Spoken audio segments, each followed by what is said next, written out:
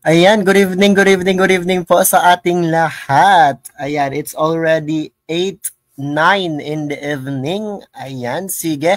Tulungan niyo po ako, mga aking mga anak sa Soksay Matagumpay GC. Pakishare po ng ating live at ibibigay po. Ayan, ipopost ito sa ating page.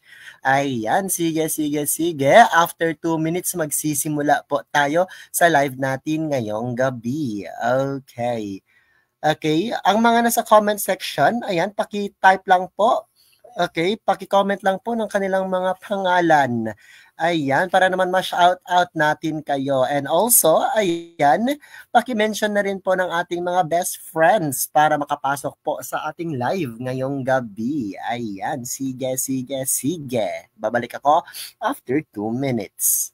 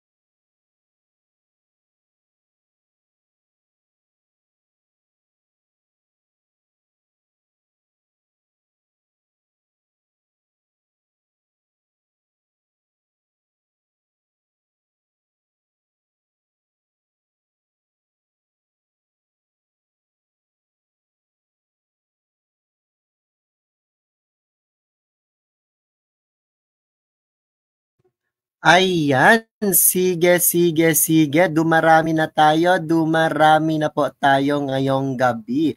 Okay, hello, hello, hello po sa ating mga babies dyan. Okay, umpisa na po natin ang pag-shout out bago po tayo magsimula sa session natin ngayong gabi. Okay, shout out po kay Sir Bensot Luna. Ayan, shout out din po kay Ma'am Ana Concepcion from Malolos, Bulacan. Abdul Jack Ambalgan Vicente from Coronadal City. Hello po, maayong gabi po sa inyo dyan sa Coronadal City. Ma'am Mira Rojo from Baler, Aurora. Ayan. At Sir Nicolau from Ayan, sige. Sir Nicolau, hello, hello, hello po sa'yo, sir. Ayan, sige, dagdagan na natin pag-shoutout. Shins, nagasulat pa sila. Okay, Ma'am Tamayo, watching from Hong Kong. Ayan, sige, lumilipad pala ang ating live at sakop hanggang Hong Kong. Okay, ngayong gabi. Ayan, sige, dagdagan natin. Sir Armel, ayan, ready na po kami sa pagpukpok ngayong gabi. Ayan, ready na daw sila, ready na daw sila. Sige, hindi po tayo magpapatagal ng ating ng ating session. Okay, pero ayan, papaalalahanan ko po ang lahat na ito na po ang ating session 8. Okay? Kasi tapos na tayo sa 6 session, kaya 7 and 8 na to. 7 kagabi, 8 ngayon, at magkakaroon po tayo ng 20. Okay, magkakaroon po tayo ng 25 items. Okay, ngayong gabi. Kapag carry pa ng oras, gagawin natin yung 30 items. Kaya, okay, kailangan magsimula na tayo para hindi tayo abutin ng siyam-siyam sa live na to ngayong gabi. So, continuation po ang ating live, okay, ng mga nasagutan natin kagabi, which I believe, ayan, still nakikita pa rin po sa page dahil, okay, bukas ko pa yan ililipat sa ating private group.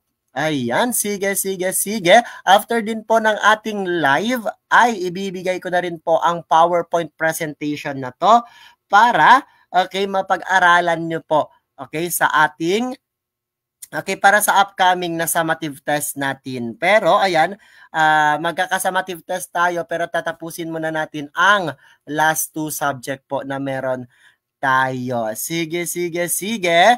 Okay, sa ngayong gabi, Social Cultural Anthropology. Next week, if I'm not mistaken, based sa ating calendar, ayan, governance and politics na po tayo next 2 weeks. Sige, sige. Okay, hindi na ako magpapatagal. Paano ba ang live dito kay Sir Uzair, Coach Uzair? I-comment nyo lang po ang inyong sagot sa tuwing nagpapalabas tayo ng mga questions. Okay, magsimula po tayo. Number 26. When we teach sociology, what should be our ultimate goal for the students?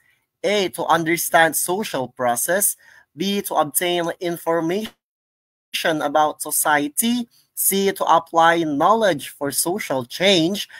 And D, to analyze simple to complex social structures. Ayan, sige, sige, sige. Magbibigay ako ng 10 seconds.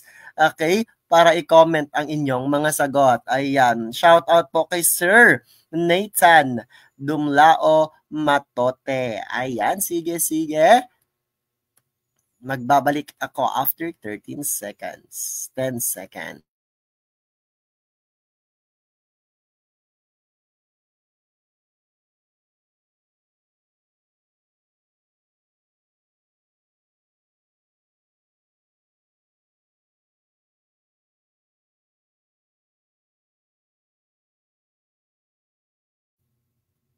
Okay, sige, nakikita ko po sa comment section na may sumasagot ng letter A, may sumagot ng letter C, at may sumagot ng letter D. Ayan, ano ba ang tinatanong dito? Ano ang tinatanong dito? Okay, when we teach sociology, what should be our ultimate goal? Okay, for the students. So, ano ba ang focus natin dyan? Pagtuturo daw ng sociology. Okay? Pagtuturo ng sociology. At ayan, kailangan malaman din natin na dapat kapag nagtuturo tayo, ayan, ang ituturo natin is yung pinaka-high level dapat, okay, from the taxonomy. Ulitin ko, pinakamataas na level dapat, okay, sa taxonomy. Hindi lang basta natatandaan nila, hindi lang basta, okay, na-understood nila, hindi lang basta, okay, kailangan nasa taas po. Okay, kaya i-check natin ang mga choices. To understand social process. Okay, kailangan intindihin lang ba? Intindihin lang, hanggang dyan lang ba ang kaya sa pagtuturo ng sociology? Intindihin lang ang mga concept? Aha, letter A. Letter B, to obtain information about society. Hanggang understanding pa rin. Okay, hanggang nasa taas lang. Okay, nasa surface level lang. Matutunan. Okay, letter A, matutunan. Letter B, matutunan. So, meron tayong letter C at letter D. Yung isa, i-analyze ang simple to complex at yung isa naman, i-apply, okay, sa society. Okay, number 1 pa lang po, madami na po ang naligwak. Number 1 pa lang po, madami na po ang dapat parusahan. Okay, dapat pong parusahan na. Pero sige, pagbibigyan ko. Between letter C at letter D po, between letter C at letter D, mas magandang sagot si letter C. Kasi nga, yung isa, ina-analyze hanggang utak lang, walang action. Ulitin ko, hanggang utak lang po. Kasi ang ina-analisa mo, ang simple to complex structure, mas maganda ang magturo ka, okay, sa iyong mga estudyante, sa iyong mga students, nang na-apply nila kung ano yung nalalearn nila. Kaya ang dapat sagot natin, letter C, to apply knowledge for social change. Nako, number 1 pa lang tayo. Number 1 pa lang tayo, madami na. Okay? Ang nahila ng kampon ng kadiliman dahil ang sagot nila ay letter D. Anong gagawin sa mga sumagot ng letter D? Lumapit kayo sa screen. Number 1 tayo. Number 1, hindi kayo nagtiting. Pakilapit ang ating face sa screen dahil kayo ay ating kakaltukan. Kakaltukan ko kayo. Ayan. Sige. Proceed po tayo sa number 7. Pero, okay?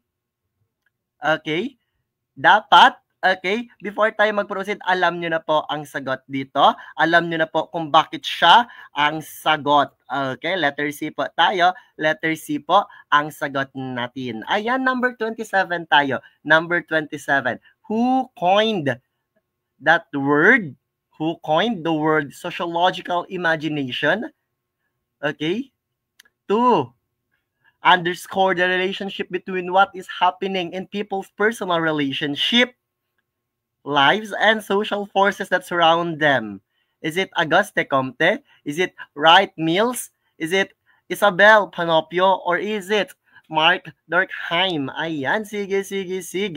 Ayan, shout out po kay Hamida Sabturani. Hello Hamida. Dito din po ako sa Zamboanga. Saan parte sa kayo sa Zamboanga? Pupuntahan kita ngayon kung gusto mo ng face-to-face talk. Sige. Number 27, magbabalik po ako after 10 seconds.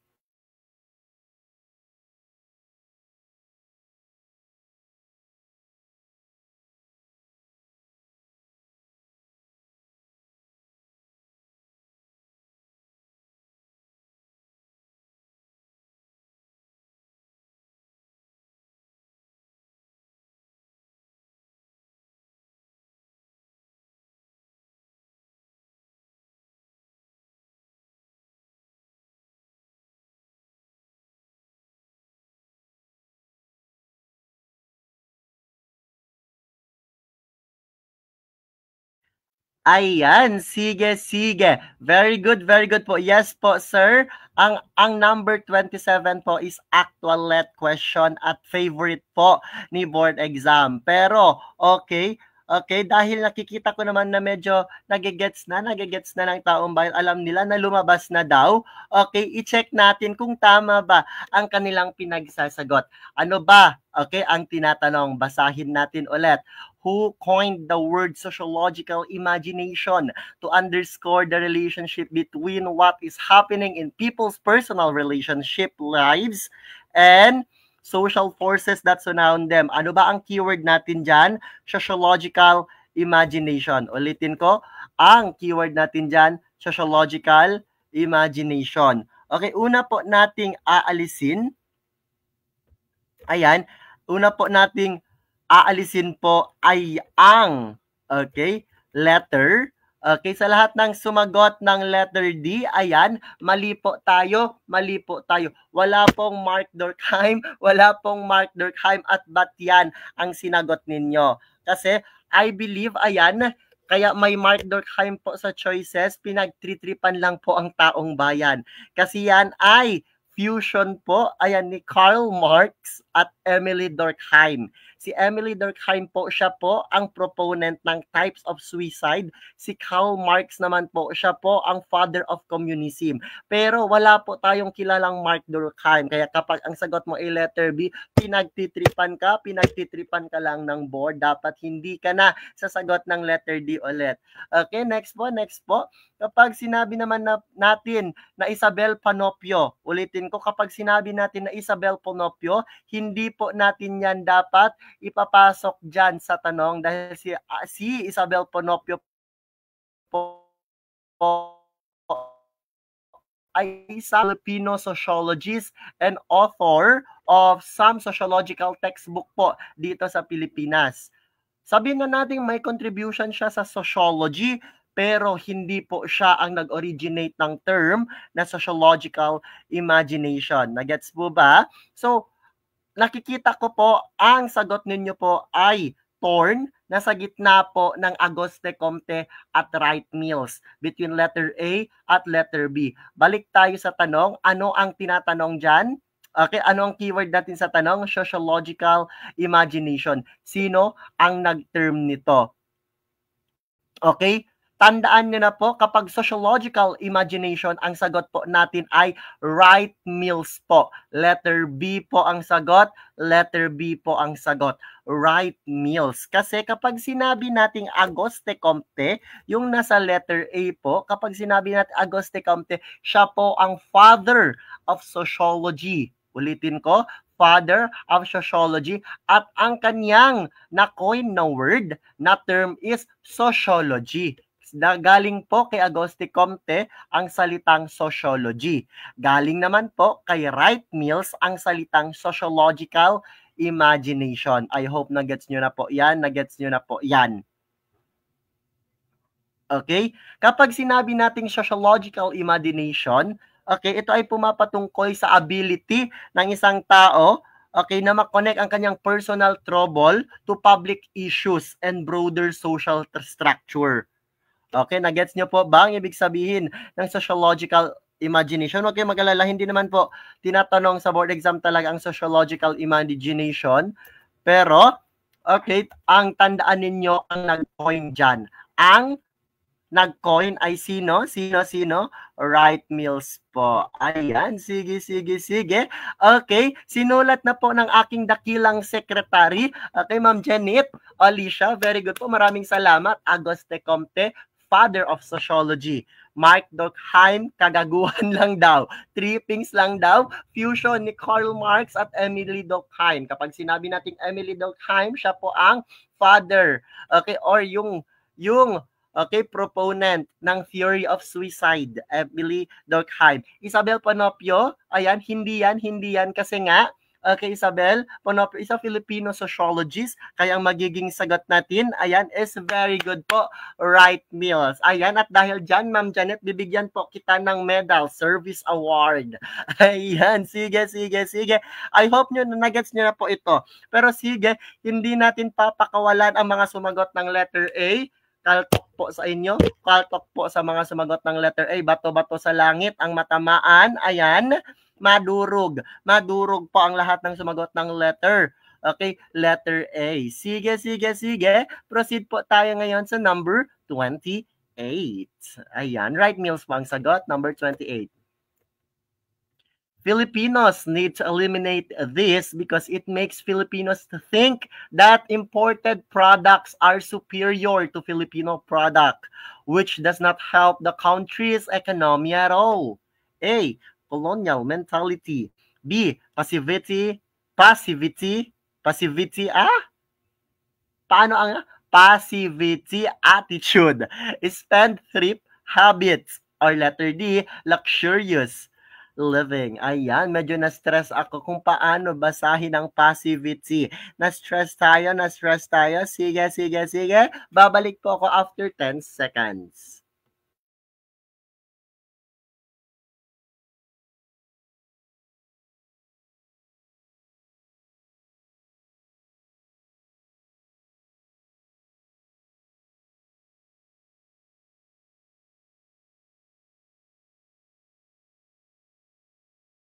Ayan, sige. Bumabawi yata ang aking mga anak. Bumabawi yata silang lahat dahil ang kanilang sagot, ayan, ay, okay, tumpak.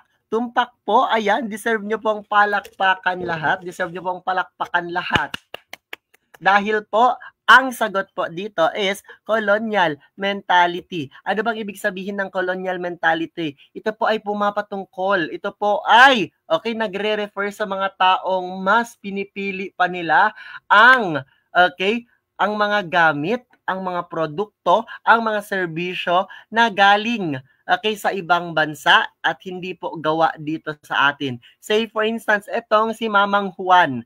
Okay, itong si Juan, mas pinipili niya ang sapatos na mula sa Italy kaysa ang sapatos na galing po sa NCR. Kasi naniniwala siya mas original iyon. Next po, ito pong si Adelaida. Mas pinipili niya ang panoorin ang Korean drama kaysa ang manood ng Filipino drama. Kasi para sa kanya, quality daw po kapag Korean drama. Ang ganitong mga mindset po ay colonial mentality po. Kasi feeling nila, ang mga imported products ay mas maganda, mas magaling, mas original po kaysa sa mga produkto o serbisyo na na makikita dito sa Pilipinas. Ang colonial mentality po ay parang xenocentric attitude po yan. So, pasok pa rin siya sa xenocentrism. Ulitin ko, meron tayong types po din na dapat tandaan. Okay, meron tayong ethnocentrism at xenocentrism. Ethnocentrism, feeling mo ikaw na ang pinakamataas sa lahat, ang kultura mo na ang pinakamataas sa lahat. Okay, kaya okay nang dahil sa pagiging ethnocentric mo or okay, pagka feeling mataas ng kultura mo, feeling mo yung ibang kultura mas mababa kaysa sa kultura mo at mayabang ka na. Next po, xenocentrism, from the word seno. Seno ba naman ako? Seno ba naman ang kultura ko laban sa kanila? Bakit ako lalaban? Ayan, kung okay, mababa naman ang kultura ko. Walang ambag ang kultura ko. Hindi katulad sa kultura nila, madami nang nagawa sa lipunan. Parang ganon po. Parang ganon. Ayan, tandaan nyo po, basta inuuna ang okay, products ng iba, service ng iba, ang sagot dyan, colonial mentality. Ayan, sige, paki-comment na po ng ating, okay, paki-mention na po ng ating mga best friends, ng ating mga social studies classmate, ng ating mga kabatchmate para okay, para maging updated din naman sila sa ating pa-free live dito. Okay, mamaya mawawala na po ang live na ito at mapupunta na po ito ayan sa private group namin. Kaya kung gusto niyo ng unlimited live po, ayan, okay, i-PM nyo lang po ako, ayan, para mapasama po sa aming growing family. Ulitin ko po, ethnocentrism po, ethnocentrism, superiority, okay, xenocentrism, inferiority. Okay, colonial mentality, isang okay, halimbawa po iyan ng xenocentric attitude. Ayan, sige. Proceed po tayo sa number 29. When does kanya-kanya syndrome become positive? A. When one becomes self-reliant and can stand on his own.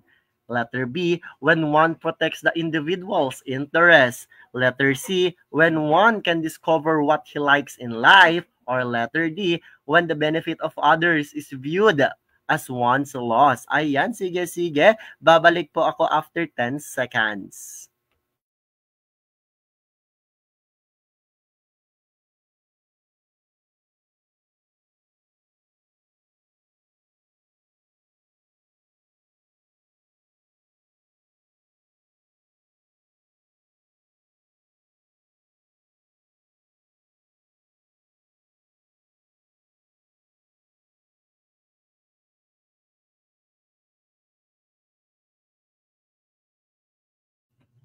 Ayan, very good po. Very good po. Ayan, mukhang gumagaling na sa pagpananagot po, sa pagsasagot po ng mga tanong ang aking mga baby. Sadyang nabasa na ba ito, ang tanong na ito, since always lumalabas sa board exam, o sadyang magaling na po talaga kayo sa pagsasagot? Ayan, very good po. Ang sagot po dito is letter A. Ang kanya-kanya syndrome po ay nagiging positive. Hindi na to pagiging matakaw kasi paminsan po kapag kanya-kanyahan ang attitude po ng bawat Pilipino, ayan, natututo po ang bawat isa na tumayo sa sarili niyang paa at hindi na po aasa pa sa mga kasama niya. At nang dahil ayan, sige, pagbibigyan ko po. At nang dahil nasagutan niyo po ito ng tama lahat, deserve niyo po ng pangmalakasang palakpakan. Ayan, sige. Mag-proceed po tayo sa number 30. Ayan, very good po sa ating lahat. Number 30. Culture is cumulative. What does this mean? A. Culture can be expanded. Letter B. Culture is shared by group of people. Letter C. Culture is verse. Or letter D. Culture is dynamic. Anong sagot natin sa number 30? Comment your answer below. Babalik ako after 15 seconds.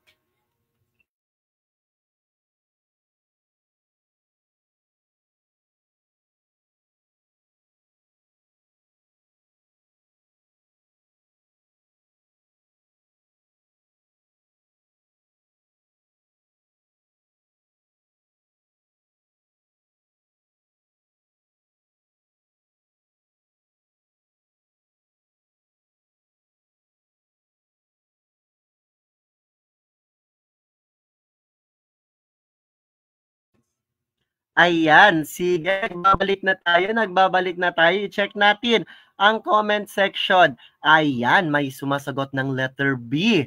May sumasagot ng letter D. Ayan, iba-iba po ang sagot ng taong bayan. Ayan, sige, sige. Letter A. Okay, may letter A, may letter B, may letter C, may letter D. Diyos ko po, fruit salad tayo number 30 dahil almost lahat po nagkaroon ng sagot. May sagot ng A, B, C, at D. Ano ba ang tinatanong? Ulitin ko, culture is cumulative. Ano daw po ang ibig sabihin niyan? Anong ibig sabihin ng okay, culture is cumulative. Babalik po tayo, okay, sa totoong meaning niya, literally. Okay, cumulative. Anong ibig sabihin ng cumulative? Increasing in quantity. Okay, increasing in quantity or nadadagdagan daw po ang kultura. So, ibig sabihin, hindi na magiging sagot ang letter B. Letter B. Kung sagot mo is letter B, anong gagawin? Uppercut ka sa akin. Next po, ayan, syempre, X na ang mga letter B. Ayan, wala nang karapatang magsalita, wala nang karapatang mag-comment. Ayan, matulog ka na. Ngayon na, go. Next po, ayan. So, meron na lang tayong letter A, letter C, at letter D. Alangan sasabihin natin na culture is verse ang sagot, hindi po gagawing si letter C as sagot, kaya ang lahat ng sumagot ng letter C, pukpuk ka sa akin. So, meron na po tayong letter A at letter D. Sa dalawa, ang synonyms po ng cumulative. Ano bang ibig sabihin ulit ng cumulative? Ayan, nadadagdagan ang quantity, lumalaki. Okay, dinamiko, parang hindi naman. Kasi kapag letter A, expanded. Parang ganyan. Tapos lumalaki, nag-e-expand. Cumulative ba to? Yes po, cumulative yan. Kaya sa lahat ng sumagot ng letter D, letter A dapat ang sagot ninyo. Letter A dapat ang magiging sagot. Ayan, sige. Another secretary ko, every night, Sir Lawrence, sabi pa niya, cumulative is increasing and growing. Therefore, expand is the nearest term related. Ayan, sige. Very good po. Ayan, si Sir Lawrence. Ayan, ang galing ng aking mga sekretary. May sari-sariling rationale. Kaya gusto nyo ng additional rationale, pumunta lang po kayo sa comment section. At syempre, ayan, para mas lalong matandaan na letter A ang sagot, ang lahat ng sumagot ng letter B, letter C, at letter D, pakilapit sa screen ang inyong mukha. Sige, pakilapit sa screen ang inyong mukha at kayo ay kakaltukan ko, kakatulkan ko. Ayan, sige. Ilang bukol ka na tonight? Ayan, pakilagay ka na sa comment section kung ilang bukol na ang nakuha. Ayan, sige. Okay, proceed po tayo sa number 31. Philippine society has turned secular away from culture of Hispanic religiosity. What does this prove? Letter A, culture is not static. Letter B, culture is secular. Letter C, culture is not deeply rooted. And letter D, culture is folkloric. Ano ba ang magiging sagot natin dito? Okay, paki-comment ang inyong sagot. Ayan, babalik ako after 10 seconds. Ayan, sige. Yung iba, nakadalawang pukpok na daw sa ulo. Yung iba, tatlo. Ay, nako, yung mga tatlo na po ang pukpok, baka mag-hemorrhage na kayo. Ayusin nyo ng pagsasagot. Ayan, yung iba, isang bukol. Ayan, isang bukol, carry pa yan. At least, pang-unicorn ang pretty girl ninyo. Pang-unicorn, ang beauty nyo, may bukol sa gitna. Sige, number 31, mabalik ako after 10 seconds.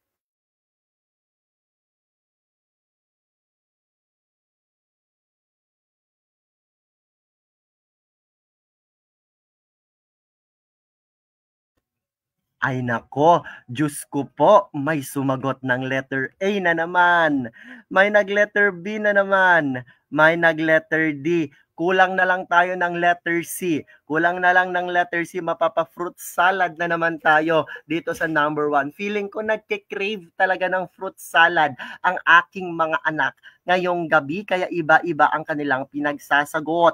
Pero, okay, check natin kung ano talaga ang explanation kung bakit, okay, dapat natin itong pag-aralan. Basahin natin. Philippine Society, ay nako, Diyos ko po, may sumagot na ng letter C. Fruit salad tayo sa number 31, fruit salad tayo sa number 21. Ihanda nyo na ang inyong mga ulo dahil ito na po ang aking ipapamukpok sa inyo, power bank. Power bank po para mas lalong ma-feel ninyo ang sakit nito. Ayan, sige, number 31. Philippine society has turned secular away from culture of Hispanic religiosity. What does this prove? Okay.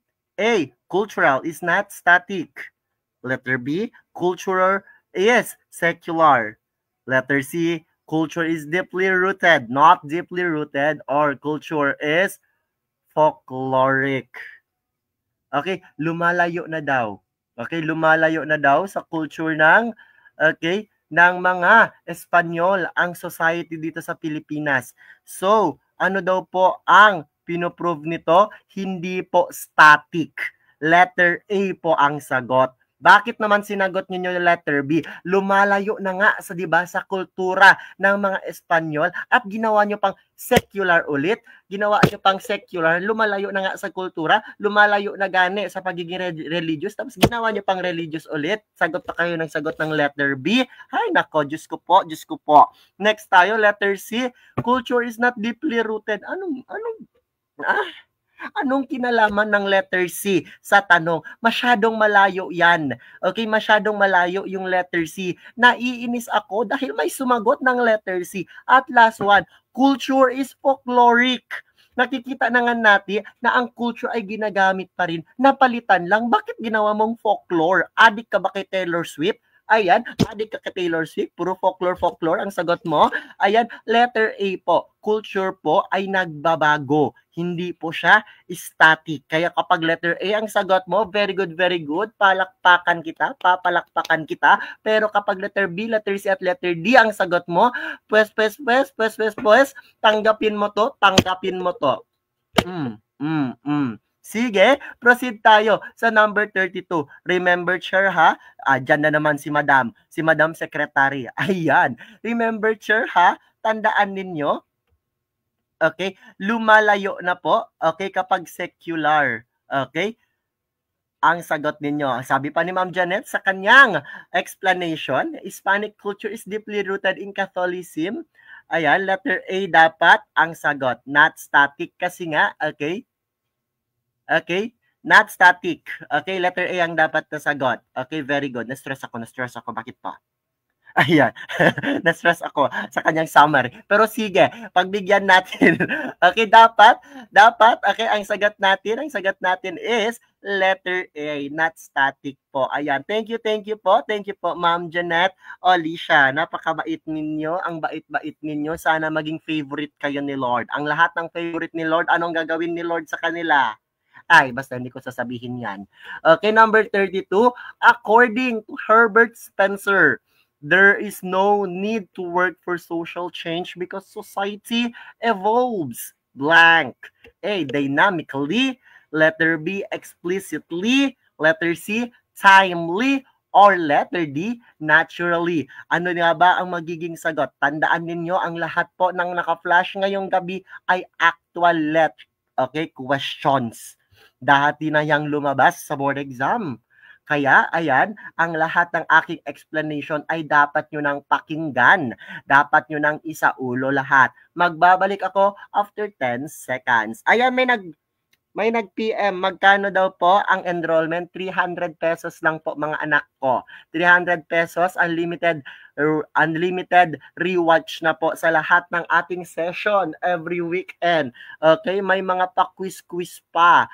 Ayan, may diagnostic, may final coaching pa sa halagang 300 pesos. Ayan, full na full ka na sa kaalaman. Kaya saan ka pa? Okay, mag PM na, mag-enroll na. Ayan, sige, babalik ako. Bye!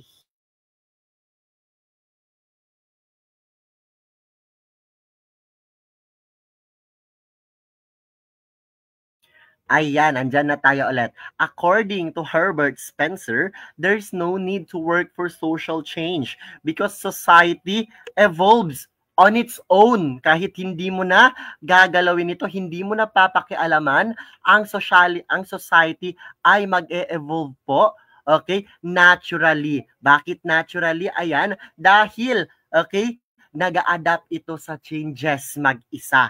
Okay? Kasi alam naman natin siguro ang taong bayan, ang bawat isa, tao ba yan, hayop ba yan, ang lahat ng nakikita natin sa mundo, ayan, nag-a-adapt ang kanilang sarili, naturally, based kung papaano sila naninirahan sa isang community, sa isang society. Kaya ang pagbabago ay nagaganap, okay, naturally, kahit hindi na natin papakialaman. Kaya very good po sa lahat ng sumagot ng letter D. Pero may sumagot ng letter A. Pwede din naman dynamically, pero ang pinakamalapit na sagot ay ang naturally. Kasi nga, kahit hindi mo na,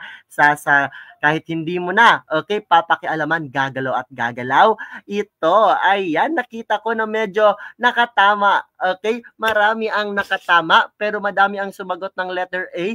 Kung nakatama ang letter D, ang sumagot ng letter D, ang letter A naman po, ang lahat ng sumagot ng letter A may tama. Kasi ang lahat ng sumagot ng letter A, tatamaan sa akin. Ayan. Sige. Proceed tayo sa number 33. Ulitin natin, ang society ay nag-evolve naturally. Ayan. Sabi pa ni Madam Secretary. Ayan. Very good talaga si Madam Secretary. Kaya favorite ko talaga to siya.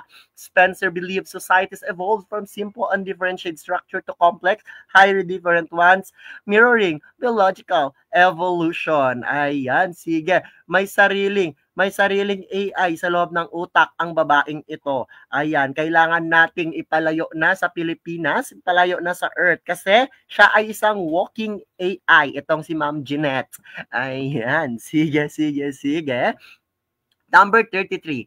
Who wrote the book Leviathan? Is it Thomas Hobbes? Is it John Locke? Is it Michael Foucault? Or Jean-Jacques Rousseau? Ayan, babalik po tayo after 10 seconds.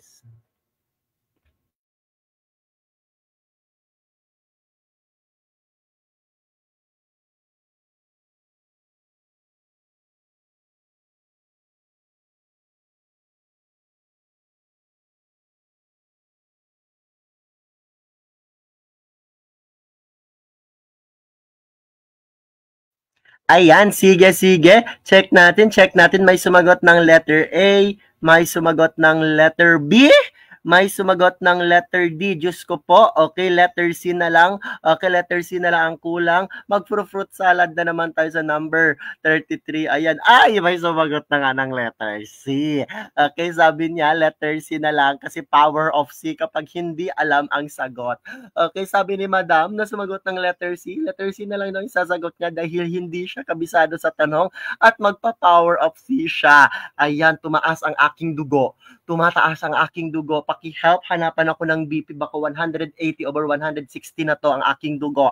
Naiinis ako sa mga tsumachamba ng power of C kapag hindi alam ang sagot. Nai-stress ako. Sige, basahin muna natin. Who wrote the book Leviathan? Okay? Ang Leviathan always yan nile-lecture po. Okay sa ating college times. Tandaan po natin, hindi po magiging sagot itong si John Locke. Okay? Kasi kapag sinabi nating John Locke, tabula rasa. Okay, sa kanyang tabula rasa. Next po, ang kanyang naisulat po, ayan, is two treaties of government. Okay, ulitin ko si John Locke. Ang sinulat niya, two treaties of government. Kaya kapag letter B ang sagot mo, puro pabor, malayo ka talaga. Sobrang layo. Okay, letter. Anong next na alisin natin? Very good po. Very good po. Aalisin po natin itong, ayan, yes, aalisin po natin itong si Michael Foucault. Kasi itong si Michael Foucault po, okay, makikilala po ninyo, makikilala po natin to saan? Yes po, sa larangan ng history. Okay? Yes po, kasi naniniwala siya na wala daw pong objective truth. Anong sinabi ni Michael Foucault? Walang objective truth. Ang lahat daw po ay nakabase lang sa interpretation kapag history. At last one, letter A at letter D. Between letter A at letter D, ang sagot po natin, ayan, ay letter A. Letter A po, Thomas Hobbes. Ulitin ko, okay, wag po sumagot ng letter C kapag hindi alam ang sagot. Mas maganda na sumagot ka, okay, gamit ang iyong senses. Wag power of C, wag power of C dahil hindi na alam ang sagot. Diyos ko po, nai-stress ang aking brain cells. Na-stress ang aking brain cells. At last one po, ayan, yung si letter D po. Ano ba yung pinaglalaban ni letter D? Ano pinaglalaban ni letter D? Siya po ang sumulat ng social contract theory. Okay, ulitin natin. Leviathan, anong ambag? Okay, ay, Thomas Hobbes, anong ambag sa board exam? Leviathan. John Locke, tabula rasa. Michael Foucault, okay, may ambag yan sa history. Okay, philosopher yan siya, pero ang hambag niya, sabi niya, there is no such thing as objective truth. At next po, Jean Rousseau yan po ang sumulat ng social contract. Ayan, very good, very good, very good po. Ayan, sabi pa na aking secretary, para mas lalo nyo yung maintindihan, andyan na ang kanyang pangmalakasang summary. Very good talaga itong si Madam. Very good talaga itong si Madam. Ayan. ang lakas niyang mag-type ng aking mga pinagsasabi. Kaya very good po dahil may mga katulad tayong reviewee, katulad ni Ma'am Janet, ayan, tinusulat ang lahat ng aking pinagsasabi. Ayan, ang galing mo talaga. Ayan, I love you, Madam. Next tayo, proceed po tayo sa number 34. Thomas Hobbes bang sagot? 34. Sige. For Herbert Spencer, which is not among the cultural values, ayan, eliminated by individual societies. Is it kinship? Is it self-dom? Is it caste? Or is it slavery? Ayan, answer this. Magbabalik ako after 10 seconds.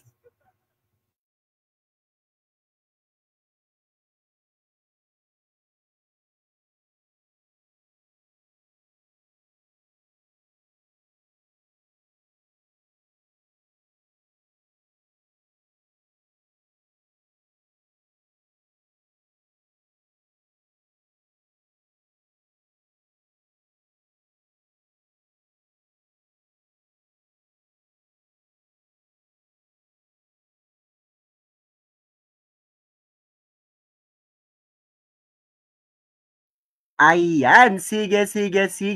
For Herbert Spencer. Okay, kapag sinabi nating Herbert Spencer, sino ba yan siya?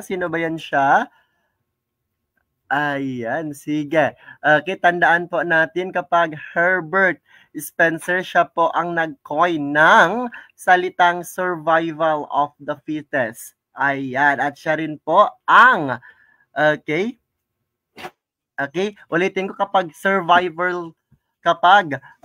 Herbert Spencer, siya po ang nag-term ng survival of the fittest.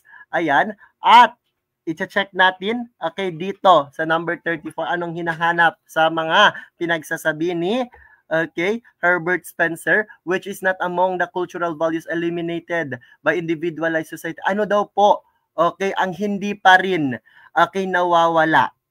Okay, ang lahat daw po, ayan, ay naalis na sa individualized society except sa isa.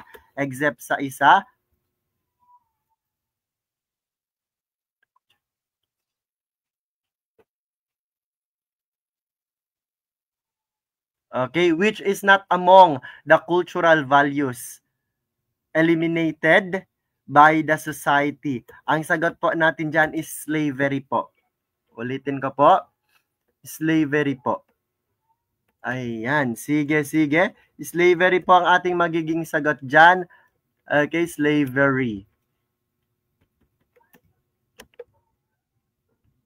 Okay, kapag sinasabi naman kasi nating kinship, ano ba yan? Sharing of characteristic or origin. Okay, paminsan ito ay pumapatungkol sa relationship between members of the same family. Kinship. Ayan, paminsan kasi after kapag 18, nawawala ka na.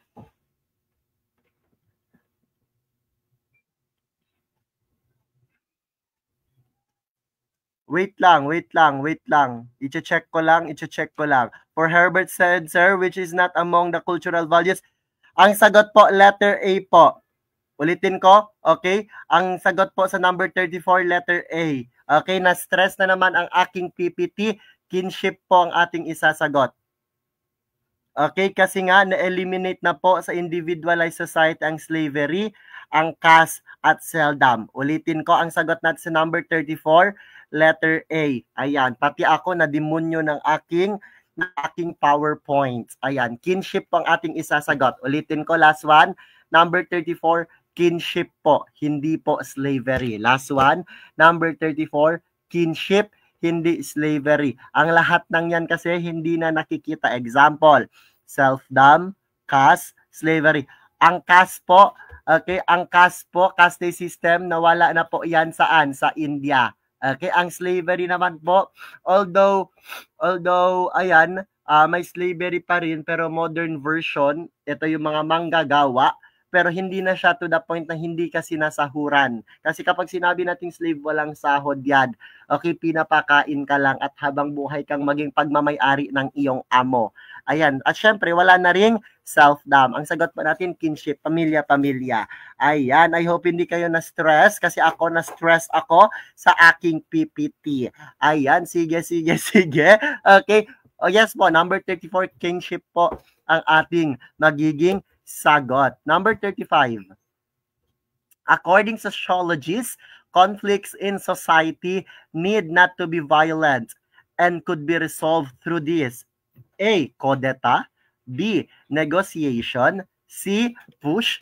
Or letter D. Revolution. Ano pong magiging sagot natin dito?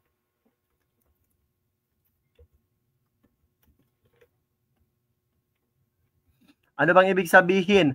Ano bang ibig sabihin ng push na yan? Anong ibig sabihin ng push na yan?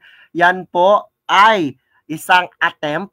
Okay, yan po ay pagbabalak na okay, sirain, i-overthrow ang kasalukuyang government. Okay, kapag push. Okay, so it means violent na naman siya. Okay, hindi na magiging sagot itong si push. Okay, kaya basahin natin next. Ayan, according to sociologists, conflicts in society need not to be violent. Hindi daw dapat violent o hindi violent, pero may sumagot ng kudeta. Alam mo ba ang ibig sabihin ng kudeta? Ang kudeta po, ayan, ang kudeta po ay may violence pa rin yan. Okay, violence po ang kudeta. Kaya wag po kudeta ang sagot nyo. Bakit naman nagko-kudeta? Alam nyo na violente. Okay, ang paggamit ng kudeta na kung saan ang mga sundalo ang gumagalaw. Okay, wag po kudeta, wag din push, at malamang wag pong revolution. Kapag revolution, nationwide, buong country po ang gagalaw dyan. Kaya ang sagot po, okay, ang sagot po is, okay, negotiation. Ayan.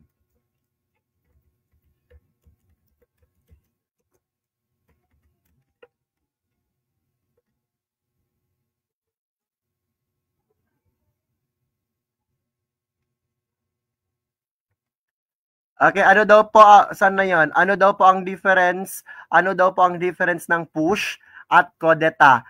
Okay, yung kudeta pang malawakan kasi yan, masyadong malaki ang term. Okay, parang buong bansa ang gagalaw. Pero kapag push kasi, oftenly parang connotation yan sa mga maliliit po. Okay, sa mga maliliit na hakbang. Okay, para ma-overthrow ang government. Sa madaling sabi, ang kodeta, malaki ang scope niya, ang push, medyo maliit lang ang sakop. Ayan, maliit lang ang kanilang plano. Kung 100% ang plano sa sa pagiging violente nitong kodeta, ang push po mga 10% lang po siya. Ayan, I hope nasagot po siya. I hope nasagot po siya. Proceed tayo. Ayan, dito sa number 36. It is a part of sociological research that use names and symbol. Okay, ano pong sagot dyan? Is it ordinal? Is it sequential? Is it logical? Or nominal? Ayan.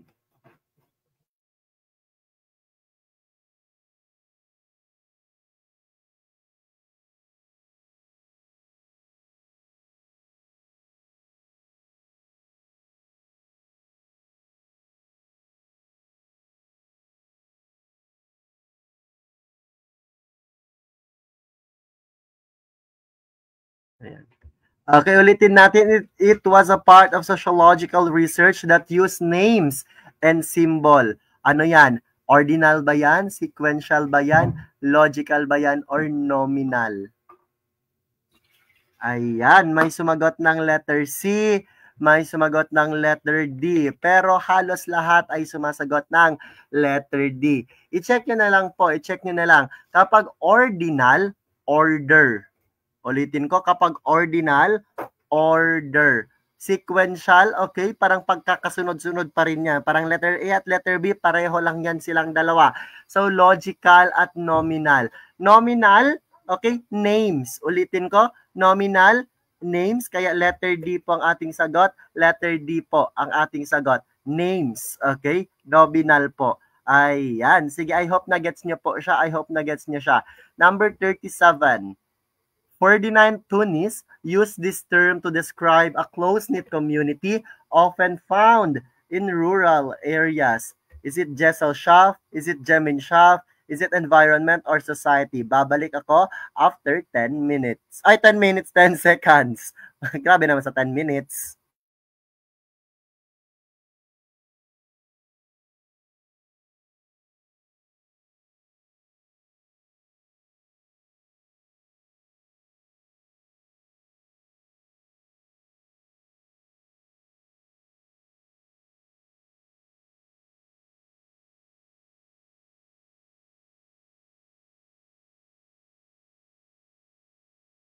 Ayan, ulitin natin.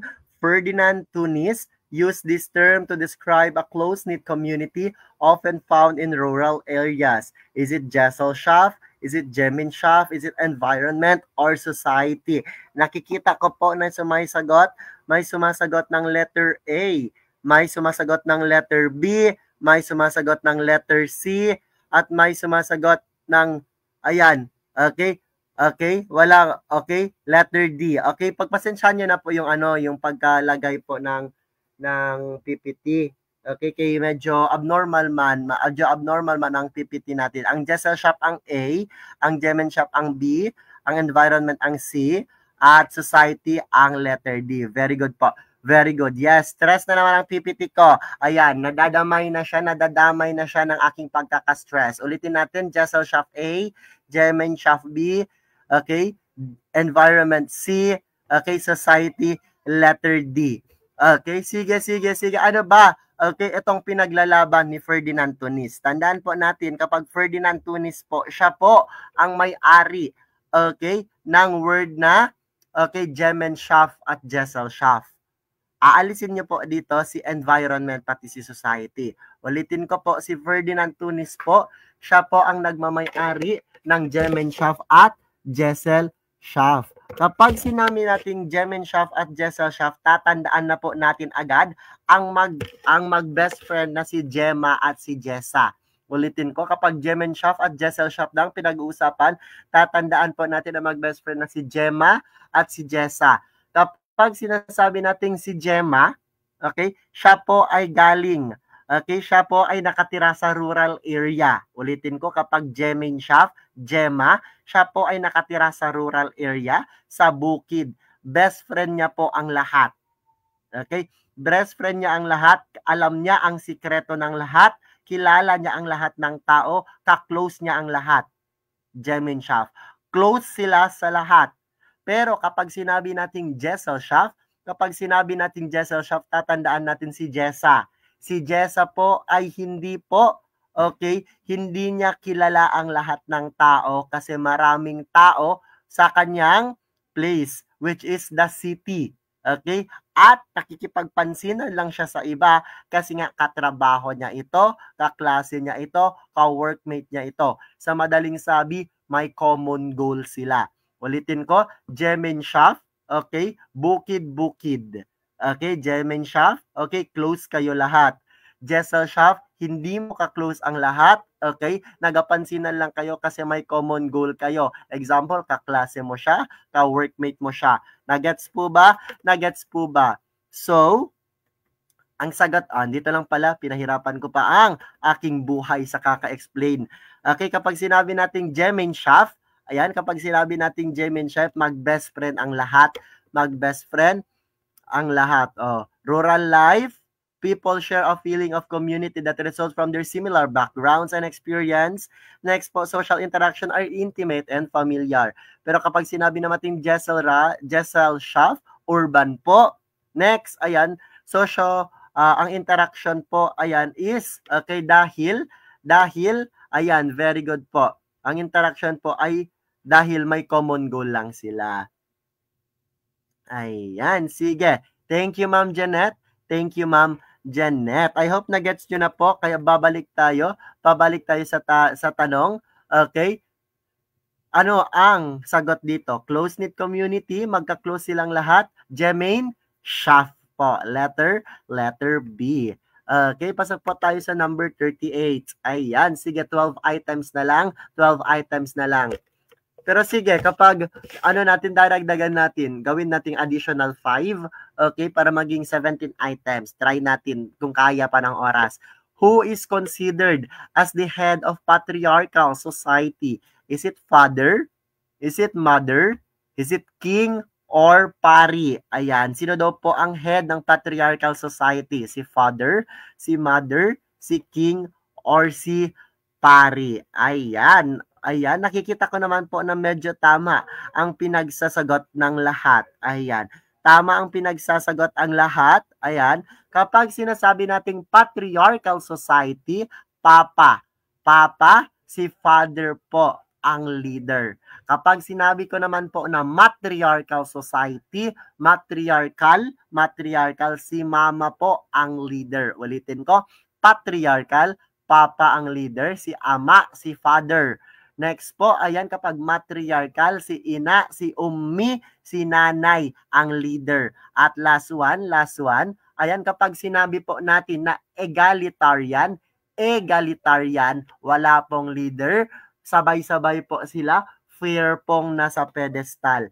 Matriarchal, okay, ulitin ko, si mother, patriarchal, si father, egalitarian system, wala pong head, pareho po silang, equal po silang dalawa. Ayan, sige. Ayan, very good po. Ang sagot po natin dyan is father. Number 30, additional, number 38. Hindi na, ang aking PPT po ay hindi marunong. Okay, hindi po marunong sa numbering. Ayan. You have to take extra care when you critique the word of Filipino. Your negative comments may be mistaken to be an attack against his person. Upon which Filipino trait is this?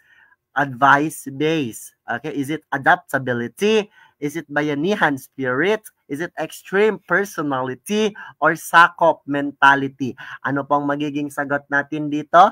Ayan, paki-comment lang po sa comment section. Ayan.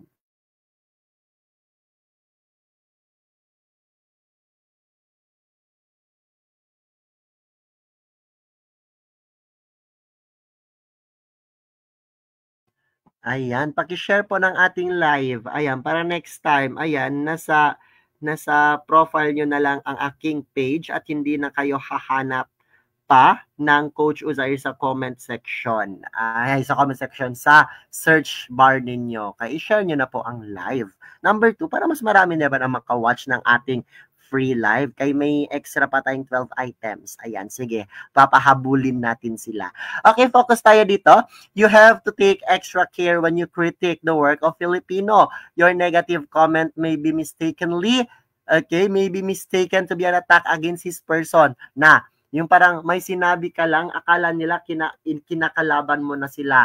Ano daw po ang tawag sa mga taong ganito? Adaptability ba yan? Bayanihan ba yan? Extreme personality ba yan? Or sakop mentality? Okay, very good, very good, very good po. Lahat naman po ayan. Okay, majority po ng sa comment section ay nakatama. Except po ayan sa isang babaeng to, sa isang lalaking to na ang sagot niya is letter D, sakop mentality. Ayan, ang lahat po nakatama, ang isang taong to, ayan, may tama. Sige, pukpukin natin yung natirang taong sumagot ng letter D. Bakit letter D ang sagot mo? Okay?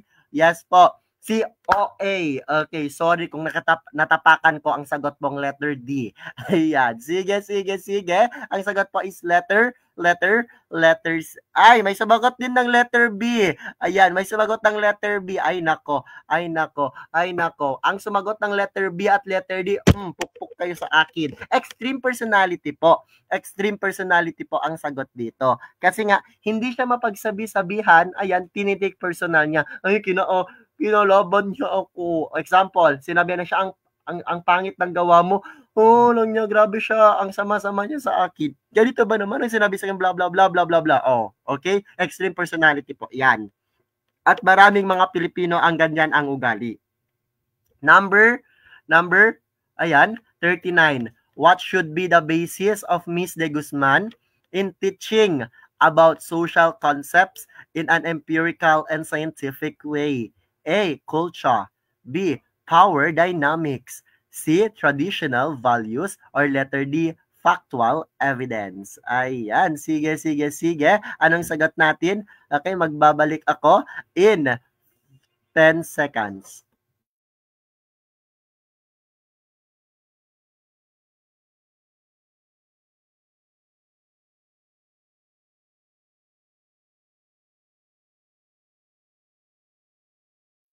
Ayan, sige, nakikita ko po ang sagot nila is letter D. Okay, ulitin natin ang tanong, what should be the basis of Miss De Guzman? Ayan, sino ba yung si De Guzman na yun? Feeling ko siya ang nagsabi ng ang OA. Ayan, in teaching about social concepts in an empirical and scientific way. Malamang sa malamang. Okay, very good po. Okay, ang sagot natin is letter D. Dapat factual evidence po ang ating gagamitin po. Lalo na't may keyword na tayong empirical at scientific. Huwag na tayo pupunta sa mga values, power dynamics, culture. Hindi. Malayo po yan sa sagot. Kaya dapat factual evidence po. Letter D po ang ating gagawing sagot. Ayan. Okay, parang wala pa akong nakitang nagkamali kaya deserve yung palakpakan lahat. Palakpakan natin ang lahat. Sige. Ayan, feeling ko ngayon lang to nakadating. Ayan, hello po. Sir Had Smooth Dasir. Hello po. Ayan, sige. Proceed tayo sa number 40. Gaya-gaya as a Filipino cultural value is understood as A. Originality. B. Copycat. Letter C, innovation, or letter D, creativity. Ayan, alam ko kahit hindi na ito i-review, alam niyo na pa ang sagot. Pero yes, tinatanong yan sa board exam, kaya, okay, pag-aralan pa rin natin. Ayan, number 40. Okay, ang gaya-gaya ay binubuhusan ng tubig dito sa Pilipinas at sinasabihan siyang, trying hard, copycat. Ayan. Trying hard, copycat. Ganon po. Sa online naman po. Trying hard, copycat. Ayan. Kaya ang sagot natin is letter B. Ayan. Perfect po. Okay. Tama po ang sagot ng lahat. Copy-paste. Ito na po yung mga taong, ayan, nakakita lang ng magandang magandang business na ang kapitbahay nila. Ang kapitbahay nila nagbenta ng ice candy. Nung nakita nilang marami ang bumili ng ice candy, ayan, pagka kinabukasan, nagbenta rin sila ng ice candy. Ayan, ganyan talaga ang mga Pilipino, gaya-gaya. Ayan, number 41. What can be said of culture from observation that human beings adjust to their external environment and break ties with the past. Hence, the next generation inheriting a revised culture. Iba na na-adapt, okay? Iba na ang natututunan nilang culture kasi nga napalitan daw sa gitna. Letter A, it is shared. Letter B, it is adaptive. Letter C, it is compulsory. Or letter D, it is learned. Ayan, anong sagot natin dyan? Okay, babalik tayo after 10 seconds. Actually, okay, nasabi ko na po ang sagot. Okay, nang hindi ko sinasadya. Ayan. Sige, ang sagot po natin dito is letter. Ayan, very good po. Letter B po.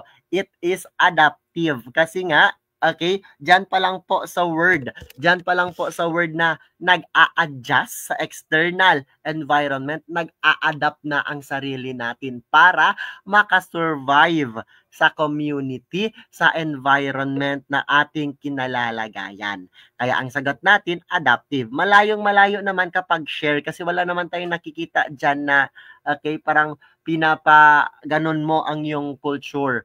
Okay, sa lahat ng surrounding mo. Hindi na po. Ulitin ko, ang keyword natin, nag-adjust, kaya adapt. Adjust, adapt. Next tayo, number 42. Ayan. Which among the following is not included? Ayan, by WHC, okay, to be considered, okay, of world outstanding value, okay, for heritage preservation.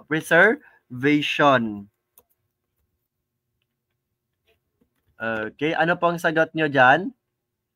Okay, is it anthropology? Is it archaeological works? Is it archaeological structure or national museum? Ano bang ibig sabihin ng WHC?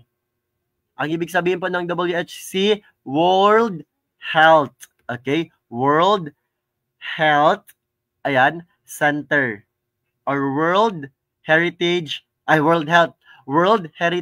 Center. Ulitin ko po, World Heritage Committee, World Heritage Center. Basta, more on, okay, kultura, okay, yan po ang hinahawakan po ng WHC.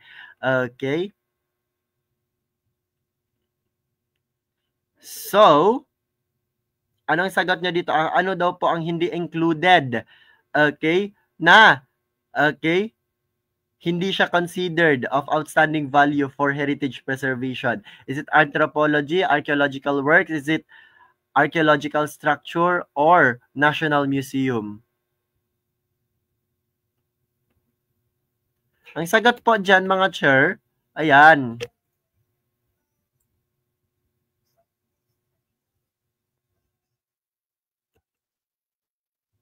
Okay, letter A po ang sagot. Ulitin ko, letter A po ang sagot. Letter A. Yan, dyan na naman ang PPT ko. Don't worry, kapag ibibigay ko na to sa inyo, mamaya, ang copy ng PPT na to, ayos na po ang mga tamang sagot. Okay, ayos na po. Mamaya, after ng live, ibibigay ko na po sa GC ang PPT. Pero before ko po ibibigay, aayusin ko po muna yung mga tamang sagot para naman hindi matatiwarik. Okay, ang mga nagsasagutan.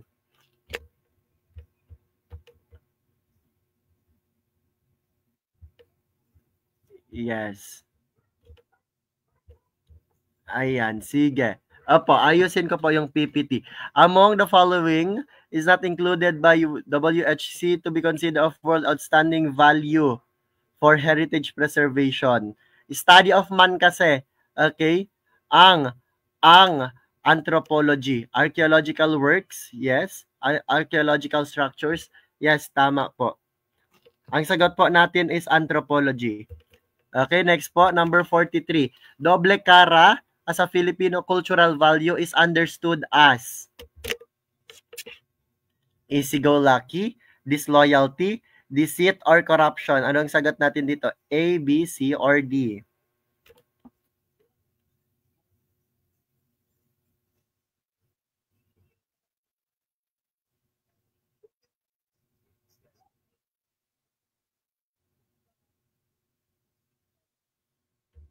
Okay, tandaan nyo na po kapag makikita nyo ang tanong iyan, doble kara po, yan po ay doble kara. Okay?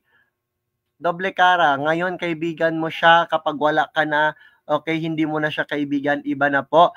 Okay? Iba na po ang kanyang kaibigan. Deceit po yan. Mapanlin lang. Ulitin ko po, doble kara po, hindi yan disloyalty. It's deceit po. Letter C po. Okay, 44. What example can we give in Durkheim's classification of altruistic suicide? Is it harakiri of Japan? Is it highly depressed teenagers? Is it prisoners unable to bear confinement? Or letter D, business suicide during the financial crisis?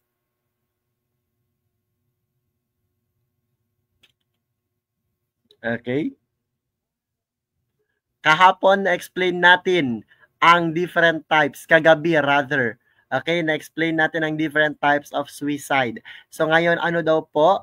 Okay, ang example ng mga altruistic suicide sa choices. Harakiri of Japan, high depressed teenager, prisoner unable to bear confinement, or business suicide during the financial crisis. Ito nawala ang kanyang trabaho, financial crisis. So it means too less regulation, anomic suicide. Prisoner unable to bear confinement, okay? So hindi niya na, okay? Hindi niya na, okay? Nafi-feel, okay? Or nahihirapan na talaga siya sa pagkakakulong niya, na-stress siya. Okay? It means madaming rules siguro sa loob, madaming rules. Nasasakal na siya. Okay, so nga nasa loob, kaya ano-ano kapag madaming regulation, ano ito? Madaming rules and regulation, hindi na kaya ang pagkakakulong. Yes po. Okay, fatalistic. Highly depressed teenager, nadidepress sila, akala nila wala silang kaibigan, wala silang malapitan. Kaya ano ito? Anong type of suicide po yung letter B? Egoistic suicide. Kaya ang sagot po natin is letter A po, altruistic suicide. Kasi nga sa sobrang pagmamahal nila sa kultura nila, sobrang pagmamahal nila sa bayan nila, ayan, nakakalimutan na nila. I mean, sa sobrang pagmamahal nila sa bayan nila, nakakalimutan nila na may importansya din ang buhay nila. Kaya ito po ang mga gumagamit ng altruistic suicide. Okay, nagsasacrifice po sila ng kanilang buhay, okay? In the name of their culture, in the name of their religion. Ganyan po ang ginagawa ng mga taga-Japan. Okay? Kung sa tingin nila mamamatay na sila, okay, papatayin na sila ng kalaban, hindi na sila makalaban, mas pinipili nila na magpapakamatay na lang sila. Okay, magpapakamatay na lang sila, at least sila ang pumatay ng sarili nila at hindi ang kalaban nila. Okay, tawag dyan harakiri po, harakiri of Japan. Number 45. Which theme of study is related to kinship? Is it conformity? Is it social control? Is it family or social change?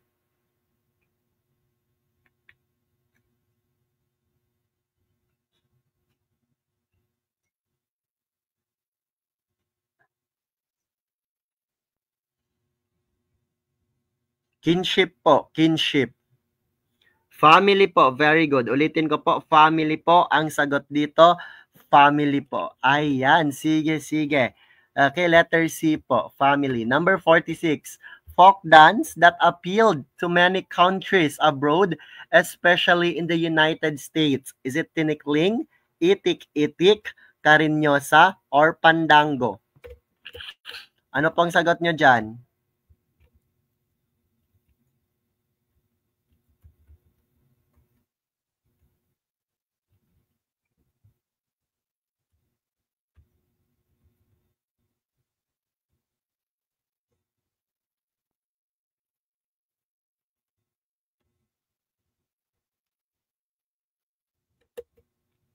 Ayan, sige, sige, sige. Always tong lumalabas sa board exam. Always tong lumalabas sa board exam. More likely, mga more than 3 plus na po ito. More than 3 plus na po ito, pinalabas sa board exam. At ang sagot dito is tinikling. Ulitin ko po, tinikling po ang always. Okay, piniplay, pinapadance po, ayan, sa ibang bansa. Okay, at ang tinikling po ay nanggaling po sa Leyte. Okay, ang tinikling po ay nanggaling sa Leyte. Okay, ang itik-itik ay nanggaling sa Surigao. Ang Karinyosa ay nanggaling sa Panay. Ulitin ko, yung tatlo always lumalabas. Tinikling, okay, ang tinikling po ay nanggaling sa, yes po, Leyte. Itik-itik, Surigao. At Karinyosa po, Karinyosa ay Panay. Number 47. The Sayaw sa Bangko folk dance is originated from A. Manila, B. Cavite, letter C. Bulacan, or letter D. Pangasinan. Ano po ang sagot natin din eh? Ayan.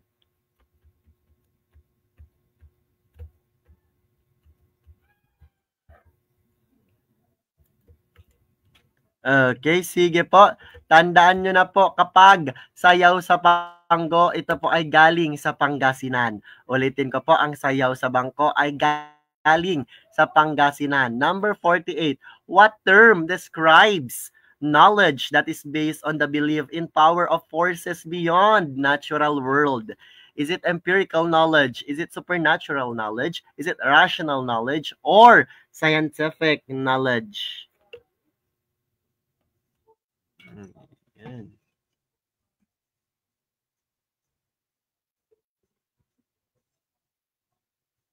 Yan. Very good, very good. Okay, number 48. Anong sagot natin dito? Okay, tandaan nyo po ang lahat ng, okay, ang lahat ng nasa choices po, ayan, more likely scientific. Isa lang po dyan ang hindi medyo logical at hindi siya scientific, yung letter B po. Okay, letter B po. Okay, pero ayan, kailangan nating matutunan po din ang iba-ibang mga kasama nito kasi lumalabas sila sa board exam. Next po, magical knowledge. This refers to knowledge that pertains to magical or mystical practices, beliefs, and tradition. Example niyan is yung pag-voodoo po, yung voodoo doll. Magical knowledge yan. Okay, paggamit po ng love potion. Okay, paggamit ng love potion, ayan, yung mga binebenta po sa side-side po sa Visayas, ayan, yung sa ilang pulo sa Visayas na love potion na sumikat sa Facebook, excuse me, magical knowledge po yan. Next, supernatural knowledge. Knowledge related to events that are considered beyond natural laws or explanation. Beliefs, practices, and understanding of ghosts, spirits, and paranormal activity. Supernatural knowledge. Ayan, next po tayo. Rational knowledge. Yan po, knowledge na galing talaga sa reason, logic, at critical thinking. Supernatural knowledge po, ayan, mga knowledge na hindi kayang i-explain ng siyensya. Ayan. So, kung babalik tayo sa tanong, ang sagot dito ay supernatural knowledge. Kasi may example, ghost. Number 49. The process by which individuals learn and adopt the values and practice of their culture is called A. Socialization, B. Acculturation, C. Enculturation, or letter D. Assimilation. Ano pong magiging sagot natin dito?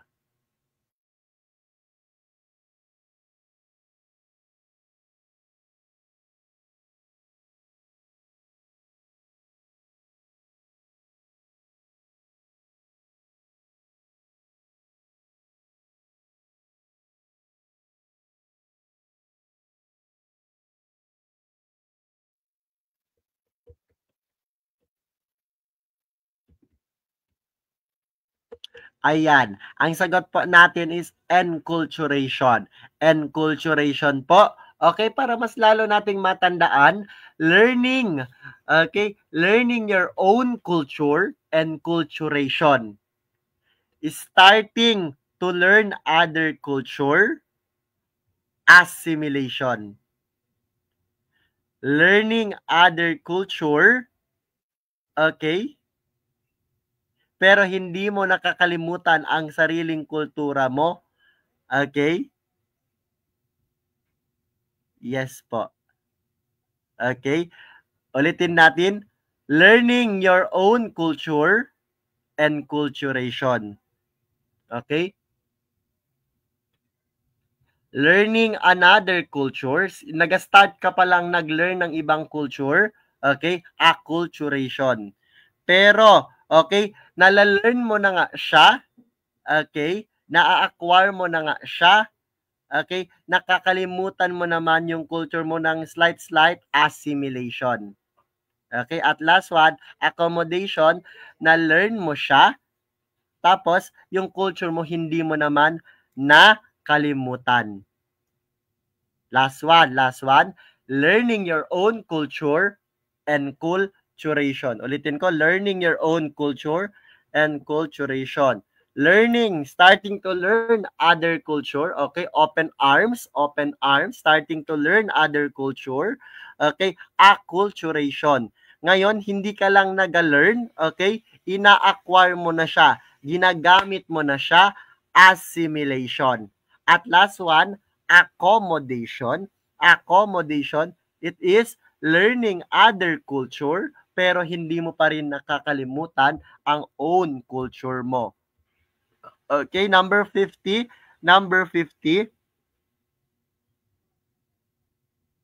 Okay? Number 50 po, ayan. Concept involves understanding and evaluating a culture based on its own values and beliefs. Ulitin ko, what concept involves understanding and evaluating a culture based on its values and beliefs. A. Ethnocentrism. B. Cultural relativism. Or letter C. Xenocentrism. Or letter D. Multiculturalism. Ano pong sagot natin dito? Ayan.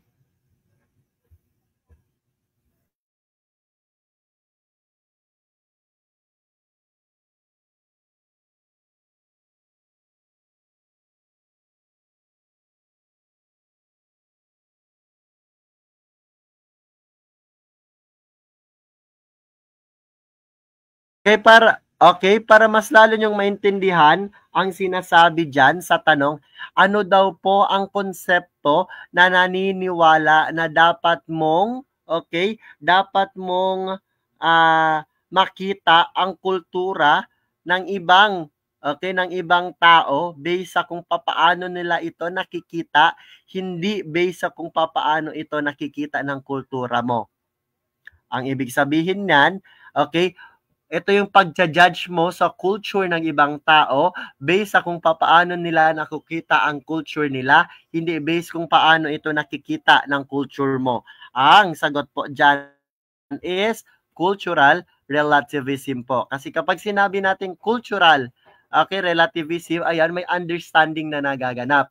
Kapag ang sagot mo is letter A, ethnocentrism, ang feeling naman dyan sa ethnocentrism, ganito. Okay, culture mo ang pinakamataas at ang culture ng iba is sumusunod lang sa culture ninyo. Okay, for short, sumusunod lang, mataas ang culture ninyo kaysa sa culture ng iba. Sumusunod lang sila, mas mataas kayo. Next, xenocentrism, feeling nyo naman ang culture ninyo ay always nasa baba at hindi kayo kasing level ng culture ng iba. Kaya naga-look up ka sa kanila, ayan, at feeling mo nasa ibaba ka always. Example, ito po yung mga Pilipino na kung saan feeling nila, ayan, yung mga produkto dito, locally ay hindi po as guaranteed kung paano po, ayan, kaganda ang, product, sa ibang bansa. Ulitin ko, kapag xenocentrism, ito yung tumutukoy sa mga tao na kung saan yung product daw po dito sa bansa natin ay hindi po kasing ganda ng mga product na makikita sa ibang bansa. Multiculturalism po, multiculturalism po, iba naman po yan. Iba naman po ang multiculturalism, madaming kulturang nangyayari. Maraming kulturang nangyayari. Kaya, letter B po ang tamang sagot. Ayan. Sige. At dyan po, ayan, ay sige, sige. Okay, more daw, more. Sige, dagdagan natin ng dalawa. Okay, which scenario best describe culture shock? Okay, which scenario best describe culture shock? Is it feeling disoriented when encountering unfamiliar or cultural practices, gradually adapting to new social norms, maintaining one cultural identity in a diverse environment, or letter D, celebrating cultural diversity through festival? Is it letter A, letter B, letter C, or letter D? Ayan, sige, sige, sige. Kapag sinabi natin culture shock, ito yung parang, okay, may naobserbahan ka na kultura or kagawian sa unahan mo na hindi ginagawa or masama, okay, sa tingin or sa mata ng kultura mo. Example, ako isa akong Pilipinang conservative. Paglapag ko lang ng Amerika ang sumalubong sa akin mga group ng kabataan na naghahalikan. Okay, tatlo sila, sabay-sabay silang naghalikan diyan sa tabi-tabi. Okay, medyo na-shock ako sa nakita ko. Ang tawag sa pagka-shock ko ay culture shock. Okay, last one. What term refers to the preference for the product, styles, or ideas of someone else's culture over one's own? Okay? Ano daw po? Ano daw po ang tawag? Ano daw po ang tawag? Is it ethnocentrism, xenocentrism, cultural relativism, or enculturation? Ayan, last one, para mas lalong magdikit na talaga sa ating utak. Very good. Very good po. Ang sagot po natin is xenocentrism. Kapag sinabi natin enculturation, learning your own culture. Kapag cultural relativism, understanding one's culture. Okay, ito yung judging others' culture or understanding other culture based sa kung paano nila ito nakikita, hindi base kung paano natin nakikita ang culture nila. At last one, ethnocentrism. Ayan, cultural superiority. Ayan, sige. At dito na po nagtatapos ang ating live sa gabing ito. Ayan, maraming salamat po. Ayan, sa mga tumambay. Okay, sa live natin ngayong gabi. Ayan, so, next Saturday or next Sunday, okay, kapag okay po ang signal dito, okay, additional live po tayo. Okay, itatopic na po natin ang ating next class. If I'm not mistaken, iti-check natin sa schedule. Ano yun siya? Governance, laws, and politics. So, may dalawang session din tayo for that. So, more likely, 60 items. After po ng governance, law, at politics, baka magsasummative exam na po tayo sa ating GC. Okay, sa ating group page or group chat. Kaya ayan, mag-review na po. Ayan, at syempre, ang ilalagay natin sa summative exam natin is yung mga actual let question para magets nyo po. Okay, para magets nyo po yung yung mga, para ma-memorize nyo rather, yung mga lumalabas talaga sa board exam. Ayan, hanggang dito muna tayo. Adios. Bye-bye po sa ating lahat.